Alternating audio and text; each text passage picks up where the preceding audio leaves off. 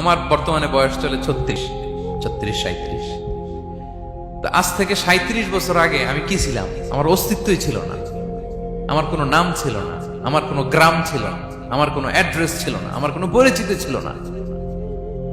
আজ থেকে আরো 37 বছর পরে একটু খেয়াল করেন তো, এখন তো 37, আরো 37 ধরেন বাঁচলাম, এরপরে আমি দুনিয়া দুনিয়া থাকবে কিন্তু আমি নাই। আজকে কার জন্য আটকে আছে দুনিয়ার কাজ বলেন তো? আপনার দাদার জন্য, আপনার নানার জন্য? তো আপনাকে লাগে কেন? আপনাকে লাগে? লাগে না তো আমাকে। আমি দুনিয়া, একদিন কিছুই ছিলাম না। টিনের ঘর যাদের থাকে, মনে আছে কিনা জানি না আপনাদের, ওই টিনের চালে যদি ছিদ্র থাকে, শীতের দিন টিনের চালে যদি ছিদ্র থাকে, তাহলে মাঝে মাঝে দেখবেন ওই চিকন ছিদ্রটা দিয়ে সূর্যের একটা আলো ঘরের ভিতরে ঢুকে। মনে পড়ে? টিনের চালের ছিদ্র, চিকন এই ছিদ্রটা দিয়ে সূর্যের একটা চিকন রশ্মি নিচে পড়ে। তো ওইটার কাছে গেলে দেখা যায় ওই আলোটার মধ্যে পাতলা কি যেন ধুলাবালি উঠতেছে। এটা আবার অন্য জায়গায় দেখা যায়, এমনি দেখা যায় না, কিন্তু ওইটার কাছে গেলে দেখা যায় এই আলোটা যেই বরাবর আসছে, এইখানে কিছু ক্ষুদ্র ছোট ধূলিকণা, ডাস্ট ঘুরে বেড়ায়। আল্লাহ বলে এইটার নাম হচ্ছে যাররা। ফামান ইয়ামাল মিসকালা যাররাতিন খাইরান ইয়ারা। এই ডাস্ট উড়ে বেড়ানো ছোট্ট ধূলিকণা, যেটা খালি চোখে দেখা যায় না, এতটুকু ভালো যদি করো, সেটাও সেই মিজানের পাল্লায় ওজন দেয়া যায়। এতটুকু খারাপও যদি করো, সেটাও সেই মিজানের পাল্লায় ওজন দেয়া যায়। আল্লাহু আকবার। তিনি তার বান্দার উপর জুলুম করেন না। জুলুম তিনি নিজের উপর হারাম করেছেন, আমাদের জন্য কি করেছেন? হারাম করেছেন। এবং বিষ্ণু ইসলাম আরো ভয়ঙ্কর কথা বলেছেন। তিনি বলেছেন, মান যালামা কিদা শিবরিন মিনাল আরদি তুবিকাহু মিন সাবঈ আরাদিন। কেউ যদি জুলুম করে তার ভাইয়ের 1 বিঘত পরিমাণ জমি খায়। 1 বিঘত চিনেন তো? এই যে আমার এই আঙ্গুল থেকে এই আঙ্গুলটা, এটা টান টান করলে যতটুকু জায়গা, এটার বলে 1 বিঘত। শিবের আরবিতে বলে শিবের। হ্যাঁ, মান যালামা কিদা শিবর। বিষ্ণু বলেন এই 1 শিবর, 1 বিঘত জমি যদি কেউ অন্যায় ভাবে জুলুম করে তার ভাইয়ের কাছ থেকে খায়, কিয়ামতের দিন তুবিকা আলাইহি সাবউ আরাদিন, এই 7 জমিনকে আল্লাহ তাআলা তার ঘাড়ে চাপাবে। খা এবার, খা। অন্যের জমি খাওয়ার এত শখ ছিল, এবার 7 জমিন ঘাড়ে কর। কিয়ামতের ময়দানে আপনার দেহটারে বিশাল আকৃতির করা হবে, এই 7 জমিনকে আপনার কাঁধে তুলে দেওয়া হবে। এজন্য আমরা অন্যের রাইটস, অধিকার যেন নষ্ট না করি, কারো উপর যেন জুলুম না করি, কোনোভাবেই না। আমরা নানাভাবে এই জুলুমটা করি। আমরা প্রায় দাদার সম্পত্তি থেকে ফুফুদেরকে বঞ্চিত করি, বাবার সম্পদ থেকে বোনদেরকে বঞ্চিত করি। হ্যাঁ, নিজের ভাই আরেক ভাইকে, আপন ভাই ভাইকে বঞ্চিত করে, জুলুম করে। এরকম দৃশ্যপট আমাদের সমাজে আছে না নাই বলেন তো? কিয়ামতের দিন আল্লাহর সুপ্রিম কোর্টের কাঠগড়ায় হিসেব দিতে হবে। আর এই জালিমদেরকে আল্লাহ তাআলা পছন্দ করেন না। এবং সবচেয়ে ভয়ঙ্কর ব্যাপার হচ্ছে, আপনি যখন কারোর উপর জুলুম করেন, ওই মাজলুম আর আল্লাহর মাঝখানে কোনো ফারাক থাকে না। আল্লাহ ওই ফারাকের পর্দা উঠায় নেয়। বিষ্ণু বলেন, ইত্তাকি দাওয়াতাল মাজলুম, তোমরা মজলুমের বদদোয়াকে ভয় করো, খবরদার। কারণ ফাইন্না লাইসা বাইনাহা ওয়া বাইনাল্লাহি হিজাব, তার আর আল্লাহর মাঝে কোনো পর্দা থাকে না। দোয়া করলেই ওটা আরশে যেয়ে কবুল হয়ে যায়। আল্লাহ তাআলার চারিপাশে অনেক পর্দা আছে। কেউ কেউ বলে 70,000 নূরের পর্দা। 70,000টা সহিহ হাদিস দ্বারা সাব্যস্ত না, কিন্তু অসংখ্য অগণিত পর্দা, এবং পর্দাও এটা নূরের পর্দা। আচ্ছা বলেন তো, জানলা দিয়ে বাইরের আলো ঠেকাতে আমরা দেয়ালে জানালায় কি লাগাই? পর্দা লাগাই। পর্দাটা কিসের তৈরি? মোটা কাপড়ের, যাতে করে ওই আলো না আসে। কিন্তু আল্লাহর চারদিকে যে পর্দা, ওই পর্দাটা কিসের? নূরের আলো। ওনার পর্দায় আলো দিয়ে তৈরি। সুবহানাল্লাহ বললেন না? বিষ্ণু বলেন, ইত্তাকি দাওয়াতাল মাজলুম, মজলুমের বদদোয়াকে ভয় করো। ফাইন্না লাইসা বাইনাহা ওয়া বাইনাল্লাহি হিজাব, কেউ যখন মজলুম হয়ে কেঁদে বদদোয়া করে, তার আর আল্লাহর মাঝে ওই পর্দা থাকে না। বদদোয়া করছে, ডাইরেক্ট কবুল। খবরদার আমার পেনাঙ্গের ভাইয়েরা, আমরা যেন জালিম না হই। In it's any form, operation in it's any form, যেই কোনো ভাবে, যেই কোনো ক্ষেত্রে, যেই কোনো ধরনের হইতে পারে জুলুম। কাউকে আপনি ছোট্ট কোনো কাজে ঠকালেন, বন্টন নীতিতে ঠকালেন, হ্যাঁ, জমি মেরে দিয়ে ঠকালেন, আমানত মেরে দিয়ে ঠকালেন, ইন ইটস এনি ফর্ম। যদি জুলুম করে থাকেন, খবরদার, মজলুমের কান্না কখনো বৃথা যায় না। মজলুমের কান্না কখনো বৃথা যায় না। জীবনের কোনো না কোনো সময়ে এর প্রায়শ্চিত্ত আপনাকে করতে হবে। জীবনের কোনো না কোনো সময়ে এর প্রায়শ্চিত্ত করে আপনাকে মরতে হবে। তাহলে কোন বিশ্বাসী কি জালিম হতে পারে? কারণ ইন্নাল্লাহ লা ইউহিব্বুল যালিমিন, আল্লাহ তাআলা জালিমদেরকে পছন্দ করেন না। তাহলে জুলুমের সাথে আমাদের কোনো সম্পর্ক আছে? হ্যাঁ, কোনো সম্পর্ক আছে? তাহলে দুই শ্রেণীর ব্যক্তির কথা আমরা জানলাম যাদেরকে আল্লাহ পছন্দ করেন না। এক নাম্বার, প্রথমটা কে ছিল? সীমা লঙ্ঘনকারী, লিমিট যে ক্রস করে, ইন্নাল্লাহ লা ইউহিব্বুল মুআতাদিন। দুই নাম্বারে কি জানেন? হ্যাঁ, জালিম, অত্যাচারী, অপ্রেসরকে আল্লাহ তাআলা পছন্দ করে না। তাহলে এই দুইটারে আমরা নো বলে দিলাম আজকের কনফারেন্স রুমে। আওয়াজ করে বলেন তো সবাই, নো। এই লিমিট ক্রস আর জুলুম, নো, চলে গেছে, খালাস। এবার তিন নাম্বারে দেখি আল্লাহ কাদেরকে পছন্দ করেন না। তিন নাম্বারে আল্লাহ তাআলা অহংকারী, দাম্ভিক লোককে পছন্দ করেন না।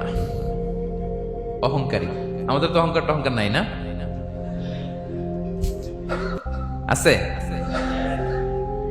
অহংকার আছে? কিসের অহংকার বলেন? টাকার, আর ক্ষমতার, আর সৌন্দর্যের, আর হ্যাঁ পাওয়ার, সোশ্যাল পাওয়ার। এই যে অহংকার, অহংকারের খাঁচা থেকে মুক্ত রাখো আমাদেরকে তুমি প্রভু হয়ে, পড়েন আমিন। একটা ভয়ঙ্কর খাঁচা। আচ্ছা, অহংকার করার আমাদের আছে কি বলেন তো? কিছুই নেই। আল্লাহ বলে ওয়া খুলিকাল ইনসানু দাঈফা, তোমাদেরকে আমি দুর্বল করে তৈরি করছি।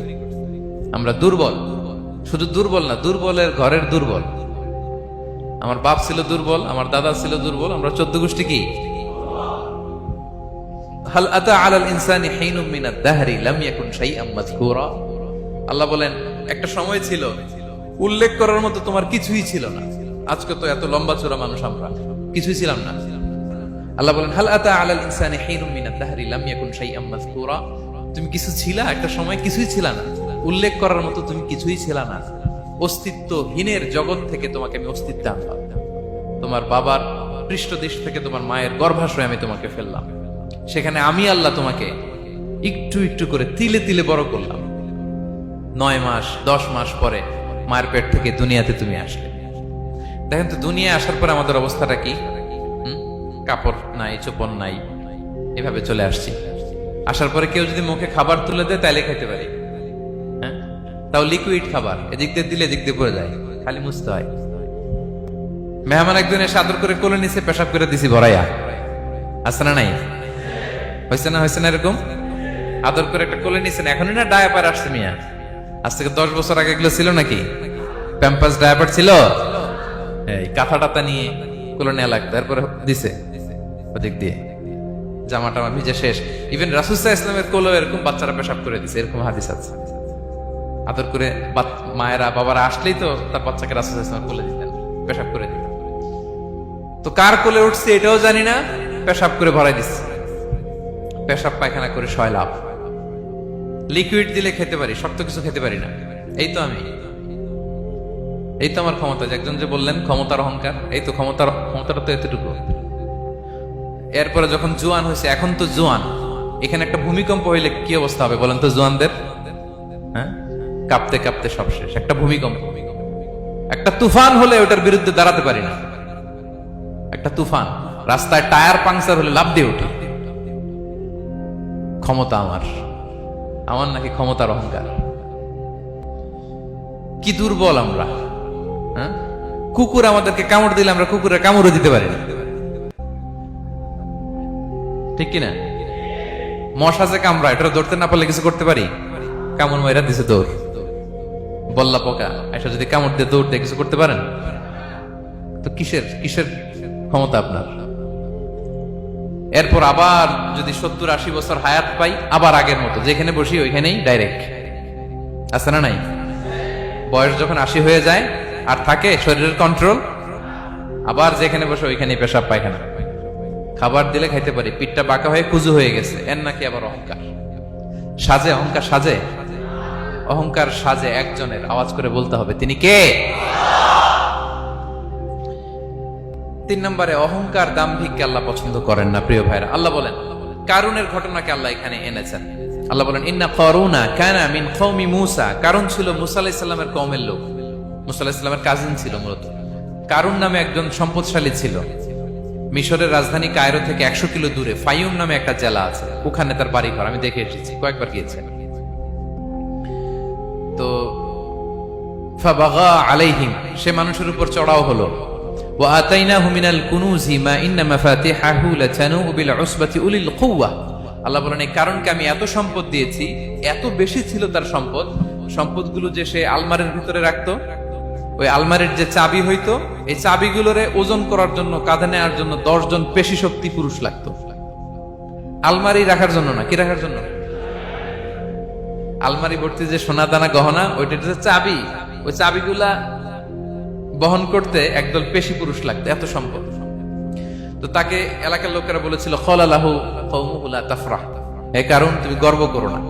কারণ তাকে বলছিল মুসা আলাইহিস সালাম যাকাত দাও, সে বলতেছে আমি যাকাত দিব কেন, এই সম্পদ তো আমার। ইন্নামা উতিতুহু আলা ইলমিন ইনদি, আমি আমার বুদ্ধি খাটায় এই সম্পদ কামাইছি, আমার সম্পদ আমি খাবো, আমি যাকাত দিব কেন? আল্লাহ বলেন ইন্নাল্লাহা লা ইউহিব্বুল ফারিহিন, কারণ তুমি অহংকার করলে আমি আল্লাহ অহংকারকে বরদাস্ত করি না, অহংকারীদেরকে আমি আল্লাহ পছন্দ করি না। আমি অহংকারকে পছন্দ করি না, অহংকারকে আল্লাহ তাআলা পছন্দ করেন না। কি হয়েছিল কারণের নসিবে? আল্লাহ বলেন ফাখাসাফনা বিহি ওয়া বিদারিহিল আরদ ফামা কানা লাহু মিন ফিআতি ইয়ানসুরুনাহু মিন দুনিল্লাহ ওয়া মা কানা মিনাল মুনতাসিরিন। আল্লাহ বলেন সে যখন অহংকার দেখালো, আমি কারুনকে আর কারুনের সব সম্পদ মাটির ভেতরে দাবিয়ে দিলাম, মুহূর্তেই দাবিয়ে দিলাম।